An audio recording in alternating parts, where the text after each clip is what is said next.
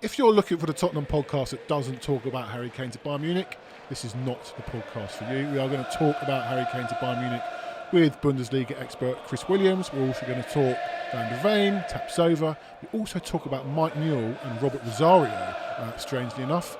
Don't forget to like, comment and subscribe. Tell a friend and up the Spurs.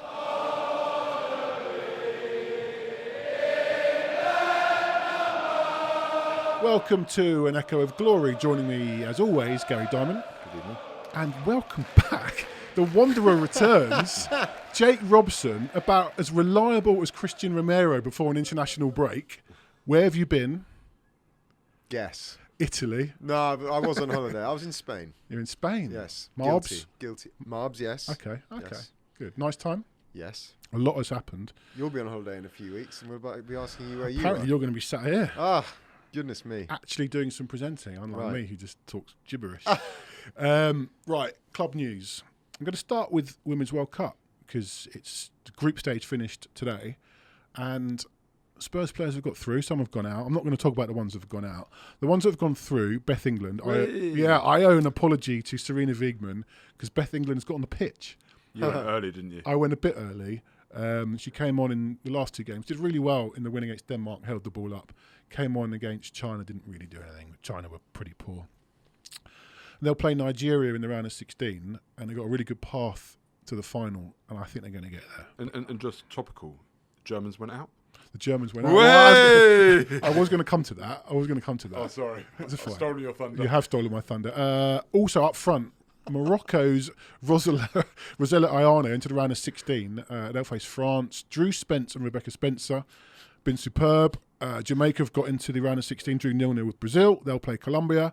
And Cho, this is easy for me to say, Cho So-hyun, who left Tottenham in the summer, scored against Germany There it was. to knock them out. So well done to her. That's the first bit of club news. Second bit of club news, Chris Powell has left the club. There's obviously some sort of restructuring going on. Got a Man City youth coach, I think, coming in as well. Chris has left the club. We're Tottenham fan, Tottenham man, but he's left the club. He was also a very highly rated coach, wasn't he? Because wasn't he part of the England setup at one point? Yeah, I believe he was. So we brought him in. So shame he's left. But if we're getting someone from Man City, must be an upgrade. Yeah. It's not that we're getting somebody from Man City. We've got somebody from Man City. I see. And we've also lost Rastrick and Steinson have moved on. Simon Davies was the Man City under-21 coach, and he was running that side of the club, so he brought through a huge wealth of talent at City. So there's a lot of noise about, Chris Powell's the Tottenham man and stuff. Ultimately, this is a guy that in Simon Davies, who's come in from City, that fits into the Simon Munn, although he hasn't joined yet. Yeah. But, it makes sense, and ultimately is a guy of good standing, and it's just a restructure. It happens. Evolution is good. Yeah, I agree. And not to be confused with the Simon Davies that played right midfield and went everywhere with Matthew Etherington. Not him. Stephen Carr. No, what? Same side. Wasn't Oh, I see. Oh, do you remember that goal he scored against Man United? Yeah. Oh, Whipped it in. If producer James remembers it, it must have been good. And the drummer is back in the South Stand. I can't wait. No, but how do you actually feel about that? Who doesn't like that? Oh, I don't know. What? The drummer was synonymous with White Hart Lane. I feel like sometimes it was a bit of a dirge, and it was like, No. Look, it's fine. You humbug. Yeah, proper humbug. Do you know what it is going to do? It's fine because it won't be anywhere near you. Well, it will be. It's in the South Stand. Yeah. I just, it also brings back, and I really don't want to go deep into this, brings back the possibility of the Y word coming up. Because I remember one of the beats. Yeah, it brought back the Y word, and I feel like the club might have a problem there. Thank you. let's hope that they don't. But look, the club have listened to the fans. I think over 60% of the fans wanted the drum back. I voted for it. Did you? Yeah. I didn't actually see was it on that long questionnaire they did? Okay. Yeah. Maybe I voted yes. You probably did. Yeah. I don't know. I do agree with you about the Y word, but It's going to be interesting, isn't it? But the club may have asked them not to do that. correct. Then what they're going to do? Well, they have to find something else. There are other. I mean, every time I remember that drum, it was basically Yeah, ended with the that. Y word. but Yeah. if they've been allowed to come back, they can be very quickly taken away. Yeah. So I'm sure that they've talked. So over 60% of the fans voted for it to come back. They listened to the fans. One thing they've not yet listened to the fans on is the ticket price problem. We've talked about it a couple of weeks ago with Kat and Martin, former board members of the trust, or co-chairs of the trust. The new board on the trust have put together a statement, and we're going to talk about that in a couple of weeks with Antula, who's on the board. We're going to have a big chat about that in a couple of weeks before the Man United game. But one thing the trust are doing is getting a statement out to the club and potentially building a protest. Now, we've talked about protests on here before. The Levy out stuff is a bit divisive, and it can get a bit aggressive on the high road. I think we can all get behind. This is a protest we can all get behind if it's organised properly and doesn't turn into a Levy out slanging match where everyone gets angry with each other. I'd like to think that if this protest actually does take hold and happens, that it was born on this pod, because we discussed it with Kat and Martin on this pod as a singular issue protest that everybody, pretty much everybody, can get behind. I can't imagine there's a Spurs fan going, no, I agree with the season ticket price. No, not season ticket. The members, there's not a Spurs fan saying that I agree with it. It is wrong. It is out of touch with the fans. It's out of touch with the cost of living crisis. It's not needed. It brings a maximum of 2.5 million revenue to the club, which... But is that to be sniffed at? 2.5 don't think of it in transfer terms when it doesn't touch the sides. 2.5 million to the club could go to, I don't know what, but it could be a lot of money. I'm not sure I agree with that point. I think when it comes to I think Martin said it really well, actually, that it was the Bayern Munich chairman a few years ago who said when it comes to transfers, and we're talking about the sake of 5 million, those issues are dealt with in 5 minutes, because 5 million to clubs of these sizes is neither here nor there. And that's correct when you're dealing with these numbers. So 2.5 million passed on to the fans, by the way. Yeah. 2.5 million in a transfer. So we're going to come on to a transfer very shortly where we've saved around about that sum of money. And I'd go, great, because that is a saving to the club. But when you're passing that 2.5 million onto the fans, that's a bit of a different issue, okay? And I think there is the value of the ticket and the value of the loyalty and the embracement of the fans that is worth more, and the club continually miss that. Jake? I do agree with you, and I agree that the ticket price, the way they put it up in that email, wasn't it? That's what's annoyed people. It was just somewhere in the bottom, without actually any mention to the fact that it was going to be increased. There was that table, and I think that's what's got a lot of people's backs up. I mean, I'm all for a protest, but ultimately, are the club going to look at this, and now they've done all their calculations and all their working out strategy for the next season? Are they going to now turn around and say, actually, we're going to now take that back? No, but perhaps not. But that's not often the end goal of a protest. Of course, is to try and force change. But ultimately, even if it doesn't force change, then the club should know the displeasure of the fans. And I think, as Johnny says, if this protest does take place, let's say before the United game, it is a protest that I, for one, could definitely stand behind. If it is a protest about the singular issue of the pricing of tickets, the minute it degenerates into... Levy out. Well, but it will do. But it will, issues, other issues, and I hope it doesn't, because it should be a topic that unites the fans, and we should always be able to stand behind, regardless of your views on Levy. And that's another topic. We're not going to get into the Levy in, Levy out. I don't think there are many Levy in. No. It's just a question of, I'm not desperate for Levy to leave, but if somebody better came along with more money, ready to invest it, who wasn't a reprehensible state or human being, we take it. Fantastic. Great, let's do it. But there ain't. And Levy ain't the devil either. So that's about it. So if it doesn't, dissolve into Levy out and this, that, and it is a singular issue, then let's stand behind that. Yeah. The only other thing as well, there's actually a couple of other things that I thought about this. Firstly, I think they probably might have had a look at the way Arsenal have done it, because Arsenal's top price of ticket is now the same, 102 or whatever it is. And I don't know which came. I think that came before us. So they've obviously looked at that and gone, well, they're doing it. We don't want to get left behind. Maybe we can get away with it as well.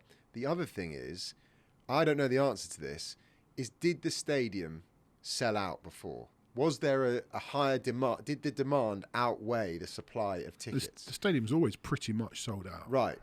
So we will only know if their decision has worked in their minds, if the stadium continues to sell out. I think people will still come. I hate the word day tripper. Well, as long as Son is there and Kane's there, people are still going to come. So this is why not just Tottenham, not just football teams, football clubs, entertainment industry, whatever you want to call it, if they can charge if they think that the fans will still come, and if the fans do still come, they will think they are justified in charging that money because they are still selling the tickets. But Joe, I'm not saying it's right, no, but I'm just saying right.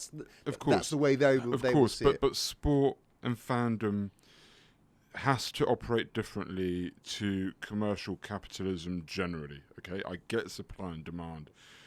But we invest our lives, our heart and our soul. Most people live, not most people, a lot of people live for their football clubs.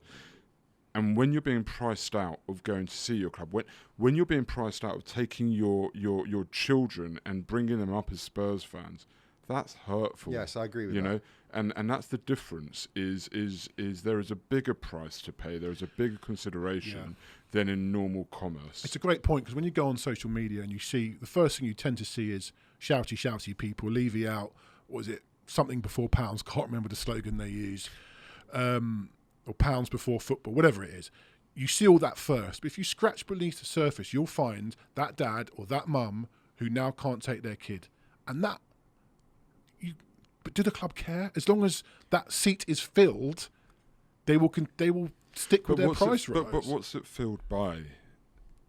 And in 50 years from now, well, there's still a huge waiting list for season tickets, for example. But I think the waiting list is longer than the amount of people that actually buy the season. But in 30, 40, 50 years, I'm a Spurs fan because I was very fortunate to be taken very regularly from a young age. And it became a part of me. It became my religion. It became my everything. If you can't pass that on to your kids who go as day trippers now and then, how loyal are they going to feel towards the club in 20 years' time? And how are they going to integrate their kids into that? You know, there is a knock-on consequence and effect that goes way beyond the commercial impact of right now. The stadium will be full. That's not the question. The stadium will be filled. It will be filled today. It will be filled tomorrow. It will be filled for the next 5 years. But who are you breeding through as the future generation of Tottenham fans? And that is what they're missing. For me, that is what they're missing. Because I've got 2 kids. There is no way that I'm buying 3 season tickets. Not a chance. 2's a push, right? Like for most people. So, you know, my kids can't go every week. That hurts me. Every week I've got to leave one of my kids behind. I'd love to take them both. That should be your pride and joy.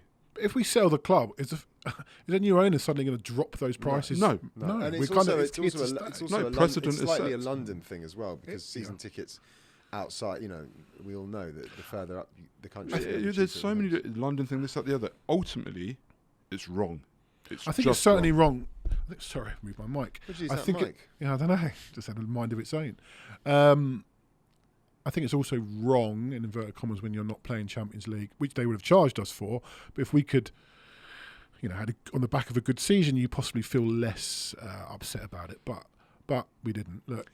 But then they didn't. And again, I'm not trying to defend them, but I'm just trying to give another side of it. They didn't rate, with that in mind, I imagine, and the uncertainty surrounding the manager over the summer, they didn't raise the season ticket prices. But what do you think is happening with season tickets next season? Well, yes, of course. And this is what we'll talk about. And this is one of the things that they talked about in the statement.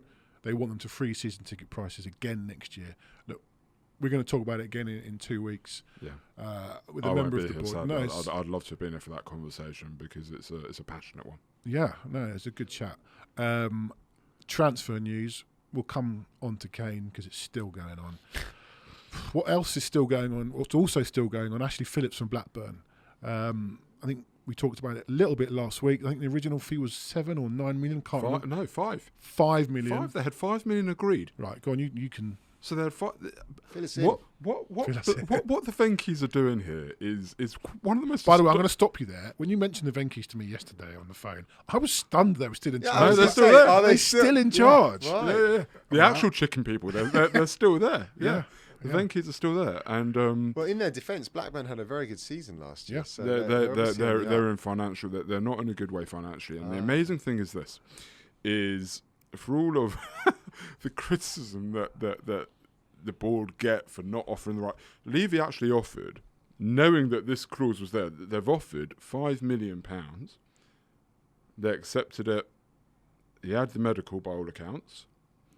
And then Blackburn turned around and said, actually, we're going to shift the goalpost. We're going to push our luck. We reckon that we can get around £9 million for this kid. Who's played about 10 games for them. No offer for £9 million came in. And this clause that kicks in tomorrow, for some reason, don't quite know how. Friday, that is, just in case you're listening Saturday or Sunday. last week. It's In 6 months' time. It's Friday, something of Thursday August. today. This clause that kicks in tomorrow lets him go for £2 million. And Blackburn have suddenly lost a bid of or an offer amounting to £5 million in total for £2 million straight up. Unbelievable. So look, I'm really, again, I keep saying I don't want to go there, but this is what happens. Clubs will look for the best price for their player, end of story. But Blackburn have fucked that one up, ultimately. We're laughing now. We could lose 80 million for free. We'll come back to that. Yeah. Another player linked this week. My Spanish ain't great. You've been to Spain. I have. Maybe you could tell us. Veliz? Well, I imagine Gary- it will be Veliz because Veliz. he's South American, so they don't say the th. They don't say the th? No, that would be in Spain. Gary's normally got the good Spanish accent. It would be Veliz. no. Veliz. Veliz. Una cerveza, por favor. Yes, but that's in Spain. That's what I'm saying. South America, it's just cerveza. Oh, I'm sorry. I don't. So there you go. So he's a striker that we've been linked with from Rosario Central, probably named after Robert Rosario, the old Nottingham Forest centre forward, I imagine. Oh, that's certainly what it is. They've got some great names in Argentina. Newell's old boys, Oh, Newell's. probably after Mike Newell. Definitely. Certainly. Certainly. Yeah. So those clubs are only about 20 years old. Robert Rosario Central and Mike Newell's old boys. Can you imagine? Can you imagine? Right, if that was how it worked, can you imagine saying to yourself, right, we're a new football club. Who we get the name of? Who we get after? Mike Newell. That's great. Yeah. Listen, hang on, I'll tell you something about Mike Newell. Go on. Youngest ever Champions League hat trick. I think. I'm going to go. I think. You have me. Yeah, I'm fairly sure. He had us until I think, and now I doubt it. Yeah, no, I doubt it. I'm going to go with Leo Messi just because. No, I don't think it is. Well, if it wasn't Or him, fast, if it no. wasn't Mike Newell, who I would think it it's be? fastest Champions League hat trick Right. within like 25 minutes. I see. Mike Newell was never young. Right. He wasn't. He was almost like 30. He wasn't. No, to be fair, he came to prominence at the latter end of his career, and fair play to him. But at that Blackburn side that were so good at that time, that Shearer won his one and only trophy with, and Which makes him a much better player a than Harry much Kane. better player than Harry Kane. But anyway, we've been linked with this guy Veliz from Rosario Central, who apparently will go back to them if we do sign him. I've watched Tim Vickery, Spurs fan, earlier on. Oh, is he a Spurs fan? Yeah, big Spurs fan, Oh, and he even sort of admitted it on the Sky Sports News interview they had with him, and he said, "I'm not a fan." In my head, this guy Veliz is going to be like Julian Alvarez. In my head, you sign a player from Argentina. I don't know why. He got 11 goals in the league this season, scored 3 goals in 4 at the Under-20 World Cup in May, which they ended up hosting. I've not seen him. Have you watched the YouTube video? I haven't seen the lad. No, I have. No. Oh. Have you? I saw literally 1 goal on Twitter, and it was a lovely finish. I but- thought you said you watched the YouTube. No, I haven't watched Ah, the YouTube. yeah, no, I haven't seen it either. So where do you go? But what did Tim Vickery say? He just thought he was a bit, in my head, like I said, I thought he was like Overrated. Alvarez. No, not right for the Premier League. Right. That there's a lot of these players who basically all they do is score goals, which isn't a bad thing, but they don't get involved in the play. They're not necessarily quick, just score goals. He doesn't think that... He listed a whole load of players that have come into the Premier League from Argentina at a young age, and they just haven't done it. Well, I said to you earlier, and I wasn't being flippant, and I wasn't being that football fan that says, you know, our club's shit, and, you know, why would you want to come to us? But the way, the situation that we find ourselves in now, Tottenham right now, no European football, a bit of a transition, a manager who, on the face of it, looks good to us, but in terms of a global appeal, he probably doesn't have that. if you are the hottest prospect in Argentina, Well, I'm not sure he is. or one of them, as we were led to believe before perhaps you heard from Tim Vickery, why would he? What does he see? No, but How I does say he see why his not? It's future? still Tottenham Hotspur. And Yeah, but you know it is. But right now, I wouldn't have thought that for a very young foreign player, you might look at clubs that finish slightly ahead of us in the league and think, actually, if I'm going to become so maybe not that good. well, that's kind of what that was the worry that I had. Why aren't City in for him? Why aren't United? They can't sign any more players, can they? Why aren't Chelsea? Well, they can't sign anymore. No, Why aren't it's Liverpool dashing, in? But you see Yeah, the point. yeah. City But signed we've got City signed Alvarez, and he was a serious player. Yeah, he's a top player. Can I ask you something? When Brighton signed Caicedo, why weren't City in for him? Why weren't United in for him? Why weren't Chelsea in for him? Yeah. So that brings me on to another point. I have no issue anymore signing a player you've never heard of on the cheap.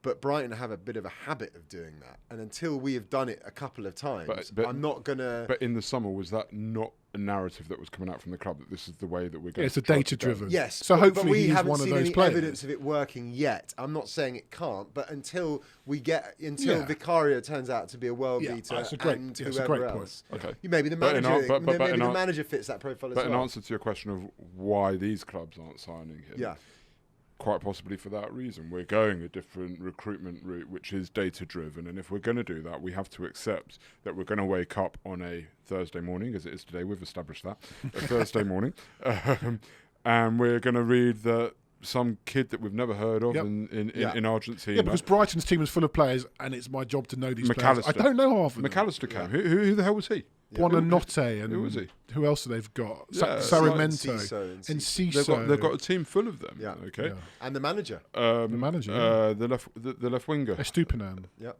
No, he was 3 million. Mitoma. Mitoma. Thank you. God, I think we've mentioned that guy every week on this pod, but that's the kind of thing. Exactly right. But this is the kind of signing that I think we should be making. It's a sensible signing. I don't think it's a signing you can lose on. The bigger question for me is that actually this week there's been a few things that's happened. Okay, so Bayern Munich came over on Monday, allegedly, to sit down with Daniel Levy and go home with Harry Kane. Well, that didn't happen. No. Following that, we suddenly started hearing reports around a 25 million gap in evaluation between them and us. Yeah. Then suddenly we started hearing reports about Harry Kane saying, if I start the season here, I'm going to finish the season here. Yeah. Then we start hearing Harry Kane saying, and I'll bring this back to Felice and all of that, but then we start hearing Harry Kane or allegedly the resurfacing of the stories of, if things go well under Ange, I'm open to signing a contract, and that's coming forwards again. Then we see Bild coming out with an absolute hatchet piece, having been the promoters of Harry Kane to Bayern Munich. So there's an interesting question here that has been going on this week, as we're linked with Van de Ven closing in, Villieth closing in, possibly Tapsoba, Phillips, and so on. Suddenly the transfer activity is kicking off. And some are saying it's the Kane money. It's the Kane money. Others are saying, actually, this is the club taking a step forwards to try and have a great season and prove to Kane that actually he should sign. Yeah. So where are we at? I have no idea. Because that was good though. You had me on tenterhooks there, Gary. You really, are you a lawyer? You've really taken us. You built the case. You dropped it. No, I know you don't know the answer. You've been away. You've been away a couple of weeks. Have you missed all this? No, but genuinely, you've been away a week. Where in your head? Where are you at? Yeah, as you sort of. Where are you at with Kane? Because we've talked about it ad nauseum. Where are you? You can't possibly ask me if I think he's going to go or not. But okay, do you think he'll go or not? It just changes all the time, though. It changes all the time. Now I'm suddenly thinking no. And so my initial thought with what you were saying was actually, now there's all these noises that maybe he's going to stay again, and suddenly we've got these players. It never really occurred to me this is the Kane money because, Valise for. What was it going to be? 12 and Phillips for 2 million. That's not the Kane money. I want big money signings and a strike. Because Valise isn't going to be the next Kane. The only thing I suddenly realised today we've got, obviously we signed Maddison, and listen, obviously I don't want Kane to go, but I think we would perhaps be in a stronger position to cope with the players that we have than we would have been in 2021. You know, guys like Kulusevski, perhaps Kulusevski and Richarlison aren't even going to get a game at the moment with Maddison, Son and Kane.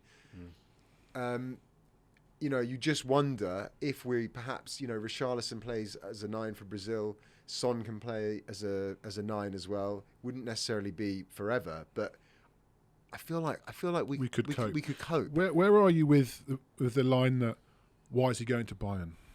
Why would he go to Bayern? 100%, because Spurs won't sell him to England. But for him, do you think it's a good move for him? Yeah, I think it's so. So just on that, it was put to me this week when you said Spurs won't sell him to an English club. It was put to me this week that United have spent 75 million odd on some kid Højlund, who is fairly unproven. Why would United not have spent another 25 million? Because we'll never sell to a Premier League club. No, because I don't think we'll sell to a Premier League club. And also, but why would they not test it? If they said here's 100 million, if there's 100 million up front, because they know. Let me ask you. Let me ask you and you. 100 million pounds sterling up front right now for Harry Kane, who isn't demonstrating that necessarily it's a big risk that he's probably not going to sign a contract. Mm-hmm.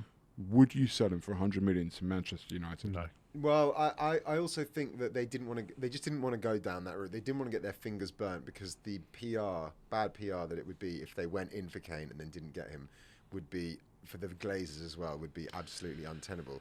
The reason why I think it's a good move for him to go to Bayern Munich is because they are still searching, a bit like what Rafa was saying a few weeks ago. They're still searching for that Robert Lewandowski replacement. Obviously, Mane didn't turn out to be that. He goes there. He is the Messiah, the prodigal son, the number 9. He's going to go there. Yep. He's going to score 30 goals in the Bundesliga season. He's going to win them another Bundesliga. Fine, that happens anyway. And he could be the one that takes them to the Champions League. You know, unless you sign somebody who's going to score those kind of goals, they're not going to win the Champions League with the team they've got. They're not in a better position now than they were last season. And for him, he's the main man at Tottenham, but also it feels like Bayern, I know they've done some crazy things in the past. It feels like they're a bit more of a stable unit than, say, a Real Madrid. Real Madrid can be a funny place. Look at Gareth Bale. I mean, Gareth Bale is... They don't even like him. They don't even like him. He won how many? 3, 4 Champions Leagues? He scored the best goal the Champions League finals ever seen. I think he's a more decorated player at Real Madrid than... I've forgotten his name. The French captain. It's the 2 beers you've had tonight. That's why. Yeah, that's it. Benzema? No, headbutt. Zidane. Thank you. Yeah, he's more decorated at Real Madrid than Zidane, but Zidane is a much bigger legend at Real Madrid than Bale. And I think if you're Kane, and anyway, Madrid aren't in for him. At the end of the day, if you're going to go, you've got to go to the biggest club in another league. And the reason I asked you about whether you think it's a good move for Kane is because I've had a few discussions and seen discussions on WhatsApps and Twitter about why would Kane go to Bayern. Just bear with me a second. This is going to take 30 seconds or something. I'm going to read you the honours list in this current Tottenham squad, okay? These are the number of major honours that these players have won. Lloris, 2. Forster, 7. I don't care where they are. Yeah. Might be Celtic, they've won stuff. Reguilon, 2. Sanchez, 7. Romero, 2. Porro, 3. Ben Davies has won a major honour with Swansea, 1. Højbjerg, 4. Perisic, 8. Lo Celso, 5. And Ndombele, 1. Pape Matar Sarr, 1. Bentancur, 8. Maddison, 1. Richarlison, 2, which includes the Olympics, which is not really a major honour, but I'm not going to go there. Gil, 2. Kulusevski, 1. Solomon, 4. 60 major honours. Harry Kane has none. Wait, the Audi Cup and the Lion Cup? Major honours. There you go. He has no major honours. He's the odd one out. He looks around that... He's pretty much, other than the other English ones, Skip Dyer, I think Sanchez, Royale hadn't won anything. He's looked around that dressing room, wherever he is, England, Tottenham, at players worse than him who have had that moment where the focus is on, they walk up, they shake their hand, they lift the trophy, they touch the trophy, they have that night with their players, they go to bed and they wear their medal coat, whatever it is. He has never had it. He has. He walked past the Champions League trophy. He might have touched it. And he touched it, and he choked. Right, I'm not going there. Thank you. He's never won anything. Fine, because he didn't turn up, blah, blah, blah. Not won anything. I don't blame him for wanting to go to Bayern. I thought he might do it when he was 33 and do one more contract at Spurs. I am going to ask myself, do I think he's going to go? I still think he's going to go in the next week. Unfortunately, and I think we've left it fucking late to do this, but I think he's going to go.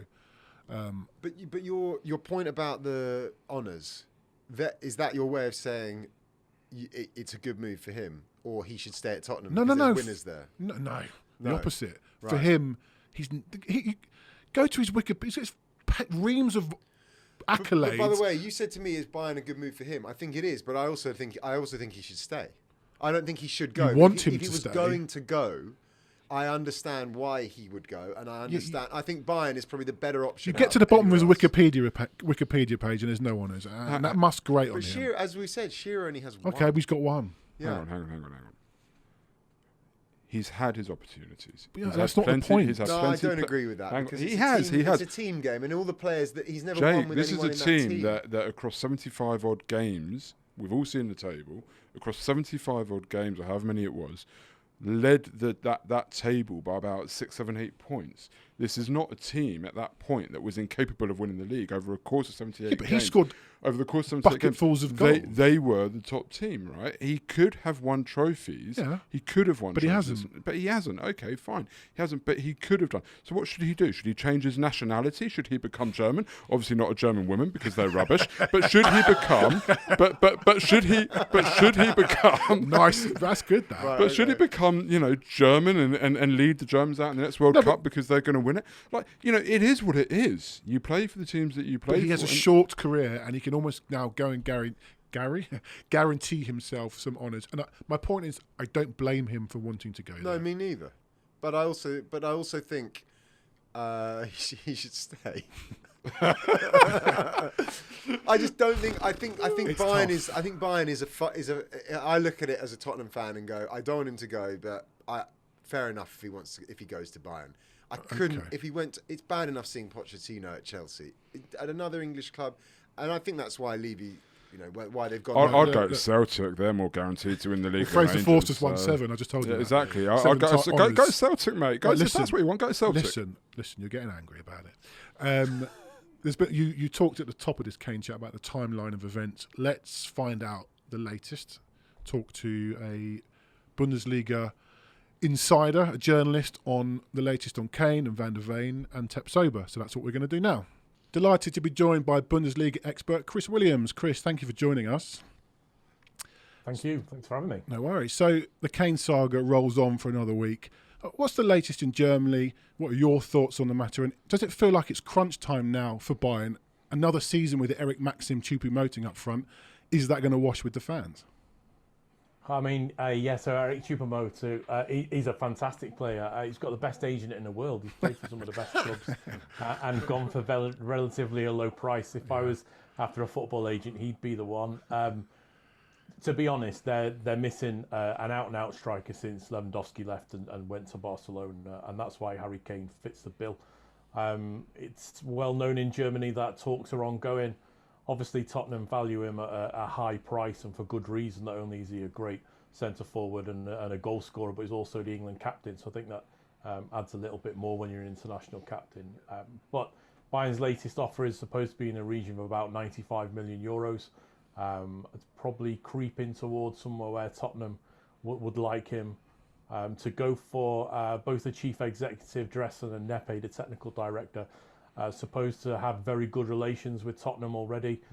So that's helping smooth things over. But I think if it doesn't happen in the next week, it's probably not going to happen at all. And if it doesn't happen for Bayern, they're going to be on a real hiding to nothing. Obviously, Sadio Mane's just gone, who was completely the wrong person for that club. It was a square peg in a round hole. Yeah. So now, not only have they lost Mane, they've also not really replaced Lewandowski, who scored 344 goals for Bayern across 375 games. So you can imagine how crucial he was for them over those 8 seasons. And until they replace him, it's going to be a real issue for them. You mentioned the fee there, possibly 95 million euros. Bayern sort of plead poverty, and you read it on social media. Why can a team like Bayern, their record signing is 80-odd million euros for Lucas Hernandez. Why can they not get to that figure? Or is it because they don't want to get to that figure? It's purely because they don't want to get to that figure. They are one of the cash richest clubs in the world, and very, very well run. Obviously, perennial champions, 11 times champions now. back-to-back. They're in the latter stage of the Champions League every season. They're an exceptionally rich club. They've got massive backers, Adidas, Allianz. They've got Audi. They're a tremendously rich club.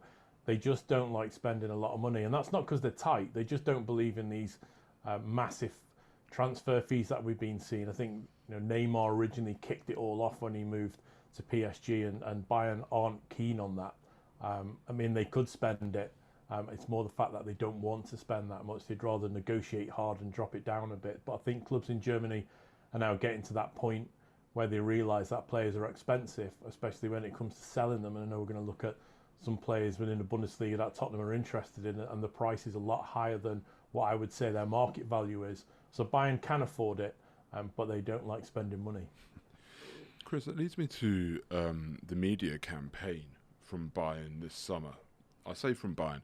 It feels a little bit like with, let's say, Bild, for example. It feels like they are a little bit of the marker in Spain to Real Madrid, Bild of the marker to Bayern Munich. And throughout the summer, there's been this media campaign. It almost feels to just unsettle Tottenham and so on. A couple of weeks ago, they had their reporter Max Schrader out at a conference. They've distanced themselves from that. He held up a Bayern Munich shirt with Kane on the back of it. And this week, there's a hatchet job on Kane, which, even if it's an opinion piece, the editor has agreed to put in.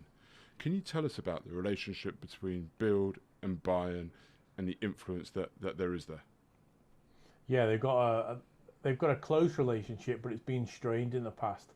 It was a couple of seasons ago, Bayern called an extraordinary press conference, which journalists who cover them got an email for. I wasn't in Germany that particular weekend. I was back in the UK. But it was, no one knew what it was. Was somebody resigning? Were they about to sign somebody? Although it was out the transfer window, had the agreed terms. And when journalists arrived, it was actually for the Bayern hierarchy to read them the rights and say that they didn't like the way that they were covering Manuel Neuer. They didn't like the way they were surrounding him with his with his contract ongoings, and they thought he was coming in for a lot of stick. And the finger was pointed at the Bild reporter at the time and the Sport Bild reporter as well. And they're two different publications. One's a magazine, one's a national newspaper. But yeah, they have got a very close relationship. And if Bayern are looking to, wouldn't say Bayern are trying to unsettle Kane or unsettle Tottenham, because the relationship there is very good. But if they're looking to get some information out, it will be either the Bild or the Sport Bild journalists that they go to. So the opinion piece that you're referring to, it is a hatchet job. I personally don't know why that would ever get released, because if Harry Kane does sign, and all intentions are that a deal wants to be worked out, Bayern are desperate for a goal scorer of Kane's ability, then obviously he's going to come into position, and there's a hatchet job being done on him by a senior journalist within Bild. It seems a very strange one to me, but it's also maybe an understanding of how Bayern have had a strained relationship at times with certain parts of the press. So whilst this might be a little hatchet job on Kane, it'll also be of note to the Bayern hierarchy. They've had a big changeover of staff, not just on the dugout, but also behind the scenes.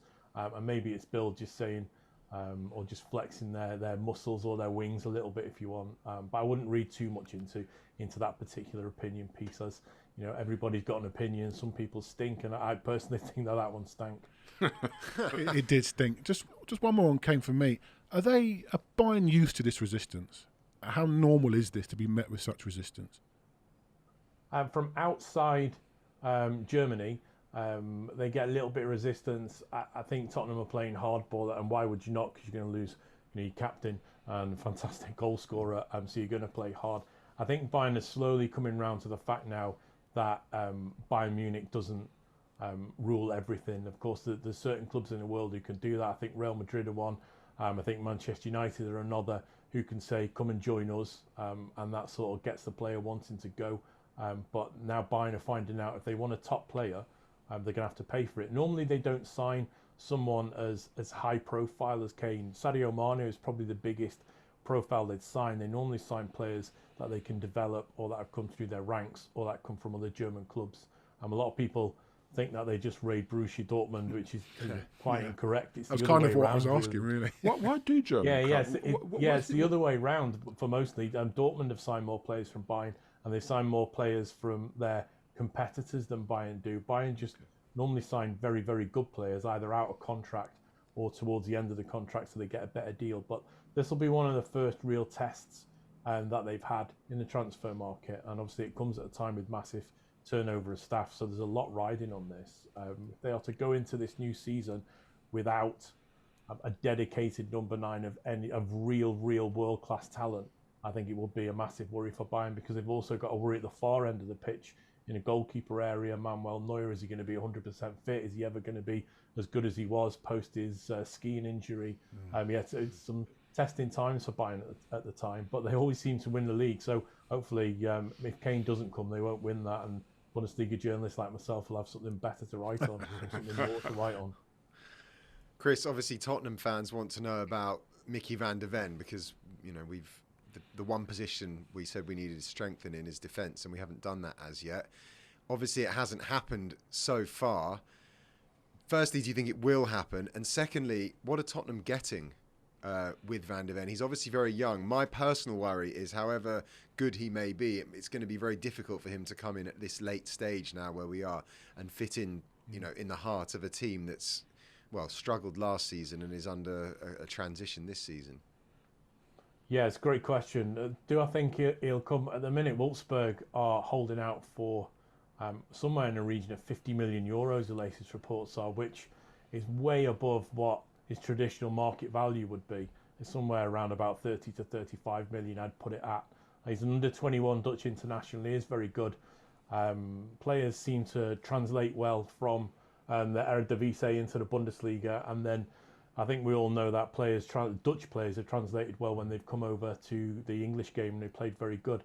I think you'll have seen it, all your listeners and viewers, and probably every Tottenham fan in the world will have seen his tracking back against Union Berlin, where he did a whole sprint. Yeah, it is. That must be one of the most viewed Bundesliga videos of all time, because anytime he's linked to any club, that's the standard video that comes out. That's a good indication of his strength and his skills. He is raw-ish. I think he's a good player. He's still got a little way to go, I think, if you want to be Premier League proven quality. But I think he can be developed into that. Obviously, you guys got a new manager who's very adept at developing talent. He's proven that up in Scotland. And I think he would be a very good signing. And like some players that come over from the Bundesliga, they do take a little bit of time. And I think English clubs are a little bit reserved at the moment, because for every great Kevin De Bruyne, there's a Naby Keita or there's a Timo Werner where they don't really work out well, and that's a massive outlay of money that hasn't really gone well, and they've got to sell them more cheaper, or they've got to sell them at a cheaper price, to get some sort of return.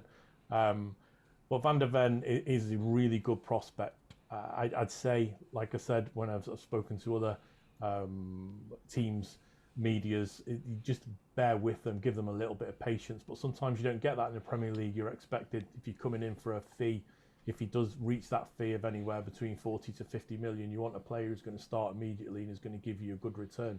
So it'll be a bit of a double-edged sword for Tottenham, but he would certainly fit that bill. He's played a whole season over 2 seasons, if that makes sense. So he's played 38 games in total. I played a couple when he first arrived, and he's played the vast majority of last season. So he's a really good, competent defender who I think can make that jump over. It's just with any player, if you come into the Premier League, it is the world's best league. It's the world's most competitive league. And you're asking players to play 20, 30% above what they're used to do all the time in every single game. I think that's where some players have a difficulty. But Van der Ven, I think, would be one worth going after. Certainly a lot worse players.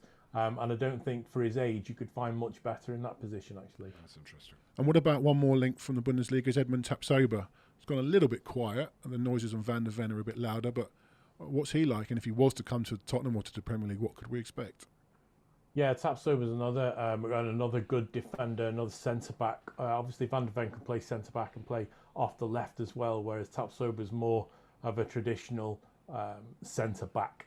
So he can play on the right side or the left side. I think his strength will be more on the right side of those centre-back partner. But yeah, he's a good player who's been okay. I wouldn't say he's set the league on fire. He's probably a decent defender. So if you're asking me, can he make that jump to the Premier League? I'd say he probably could, but maybe a team like Tottenham would be too much for him. I think Tottenham want to be battling for, if not the title, for the top 4 every single season. I'm not sure if he's the sort of player who could do that. He'd be a good squad player, but I'm not 100% convinced he could go into a top 6 or a top 8 Premier League team and drive them forward into a competitive top 4 team. So just very quickly, based on your answers there, it sounds like if you were manager of Tottenham, you'd go for Van de Ven over Tapsoba.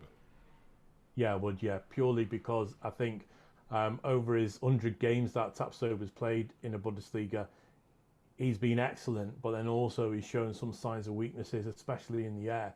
And I think somewhere like the Premier League, if you get known that your centre-back isn't particularly good in the air or is having trouble adapting and he's a little bit weak in the air, then you're just going to get aerial threats be fired in from the right or left-hand side constantly, and it'll be exploited from that way. I think the Premier League is excellent at exploiting any player's weakness.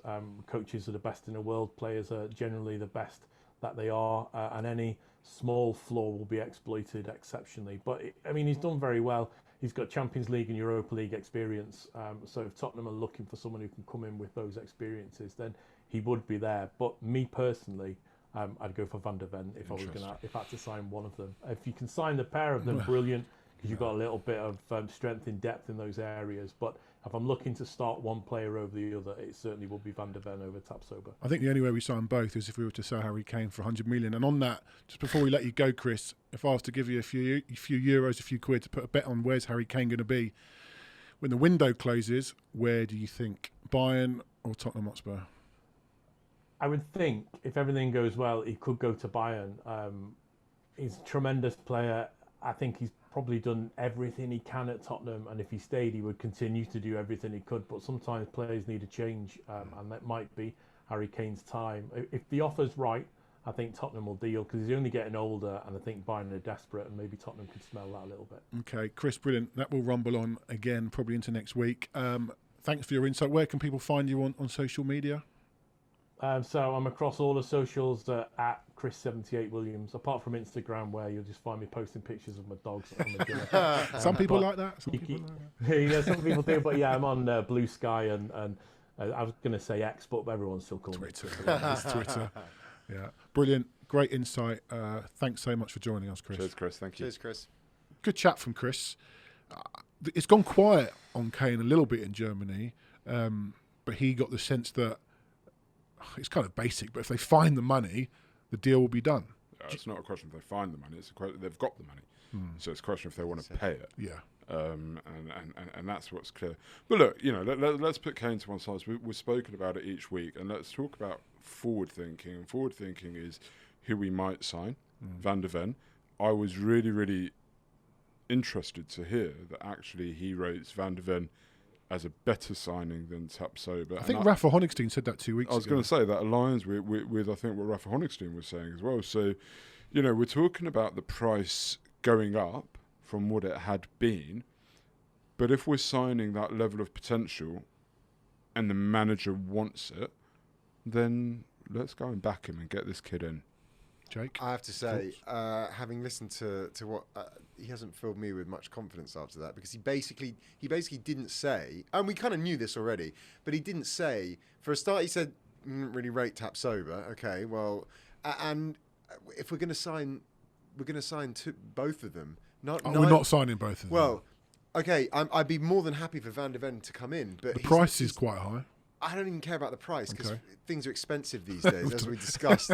But he's not going to start against Brentford next week and make our and keep and be the No, but keep us a clean sheet. it's longer term than that, isn't it? Right? Sorry? It's much longer term. It is, than but the problem that we have is that we also need. Everyone says, "Oh, we need defenders," but we need defenders who can be good now. And I appreciate you want to sign players for the future, absolutely. But would you be happy if we brought in Tosin? I would be happy with almost any player that has played in the Premier League at this point, because we are so close to the beginning of the season. And even we saw with Richarlison last season, that doesn't guarantee that you'll come in and, okay, he got injured and it was difficult. That doesn't guarantee anything.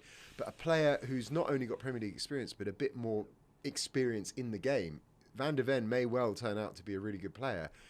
Is he going to be a really good player in the next 2 months at Tottenham? It's the same risk as the goalkeeper for me. The goalkeeper really worries me. But at least the goalkeeper has been there a month and a half, and he's integrated into the squad. I'm not here next week, so can I just make a prediction? And I'm normally very positive.